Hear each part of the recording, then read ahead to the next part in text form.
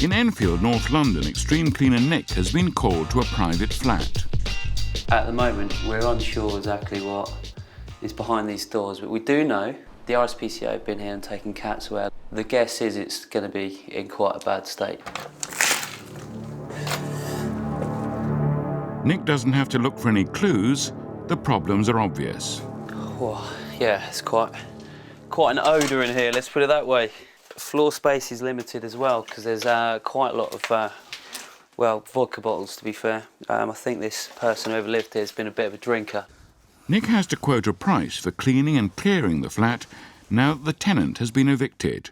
Whoever lived here clearly liked to drink and was very partial to cats. Lots and lots of them.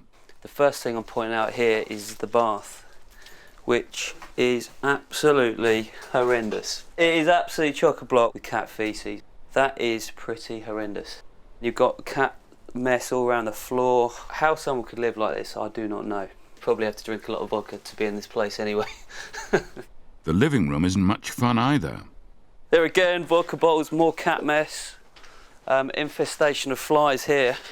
This is really bad. I mean, that is gross. All of this is going to have to be cleared. It's a big job, this one. It's not a big flat, but this is a big job. And then there's the bedroom, and finally the kitchen. It's a little bit cruel on the animals, looking at that respect as well. We've got a pretty grimy fridge. I mean, there's things living in this fridge. This flat tells a depressing story, but Nick is determined to give it a happy ending. It's quite rewarding when you've actually done something good. Something good's come out of this, in the end. And then hopefully someone, a family or an individual can come back here and live a normal life in a normal environment. That's the idea. But cleaning up all this is going to be pricey. It's not going to be a cheap job, and it's not going to be a quick job, but it's got to be done properly. Because eventually someone can live back in here, but it's going to be a bit of time before they can even consider coming back in here. Nick will now work out the cost of the job and hope the owner will agree the contract. In Enfield, the owner of the one-bed flat has accepted Nick's quote, so he can start the work immediately. It's good news for Nick, but he doesn't have to do the work. That's for Steve, Bertram and Dave. Bertram is not impressed. Now we're getting to see the full view of it, and it is really outstanding mucky.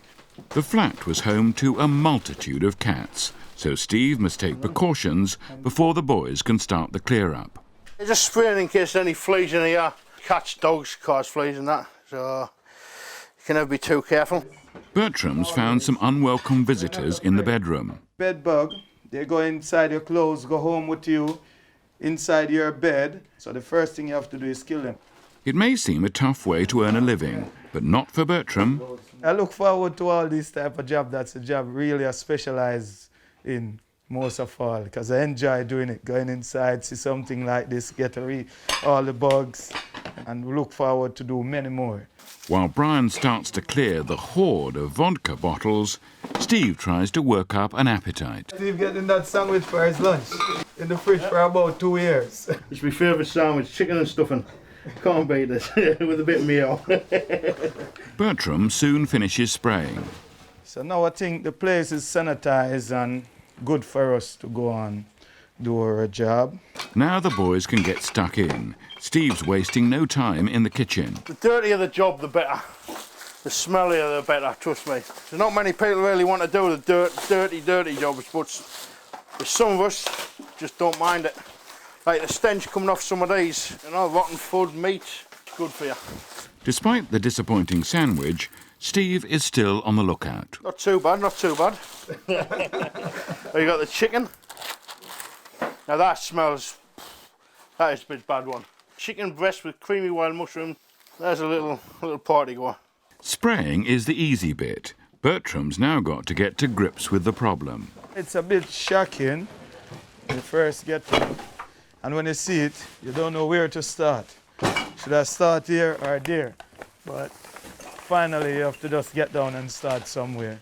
Steve is never one to balk at a challenge, but it can still be distressing. Like the fact people can actually live like this and there's nobody out there to help them, yeah, it does shock us. But there's always people like us around to clean up after them. The kitchen is much improved, but it's been a long day. The boys can now head off, but they'll be back tomorrow to deal with the delights of the bathroom. In Enfield, North London, extreme cleaner Steve and his team have returned to tackle the one-bed flat. That's if only they can get in. Well, it's not opening. They press on regardless. We've got to deep clean the whole house. The only room we've got left to do is the bathroom, which is full of cat's feces, and I'm not really looking forward to that. Oh, Eventually, Steve makes it. Cheers, mate. Thank you very much. But that's just the start of his problems. As you can see in the bath, full of cat's feces, damp clothes. Obviously, to keep the cat comfortable while it's having its feces in the bath. It's a dirty job. Somebody's got to do it.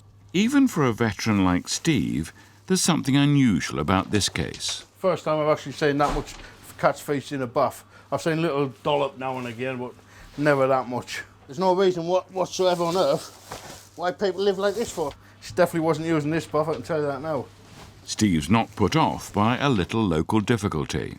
Like once we finish cleaning this out, somebody will be able to walk in, run the water and just have a bath straight away without doing anything. And to me, that's good. The bulk of the loose stuff has now been collected, so Steve can plan the deep clean. Just use a scraper or green pad, scour, spray it, scrub it. It'll come off, no problems there. What's needed for a job like this is a very careful, disciplined approach. I could be here all day trying to scrub it off. So the best thing is one of these, which is really a window scraper. So it shouldn't mark the bath at all. While Steve is kept busy, the others can continue with the rest of the flat. Within half an hour, the bathroom has been transformed. Look at the difference in this. Yeah, it makes you proud, doesn't it? But it's a pity about the floor. I don't know what they're going to do with that. They'll have to get it buffered up or something somehow, but we've tried our best. You could walk in here now and I could use the toilet. You know what I mean? Well, I wouldn't early on, but I could jump in the bath and have a bath. So if I had my towel, I would anyway. But nah, there's a big difference, mate. Proud I've done it. The bathroom is stunning. Now it's up to Steve to make the rest of the flat sparkle.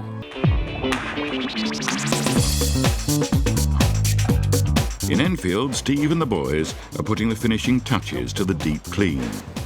The manager has some thoughts at half-time. Good team effort today, definitely good team effort.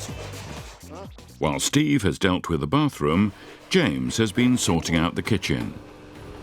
How's it going, James? It's going good, mate. Wicked, wicked. That's Yeah. what I like to hear, mate. That's what I like to hear. Getting up to the standard it should be, you know. Can't get it 100%, but I'll get it maybe 95.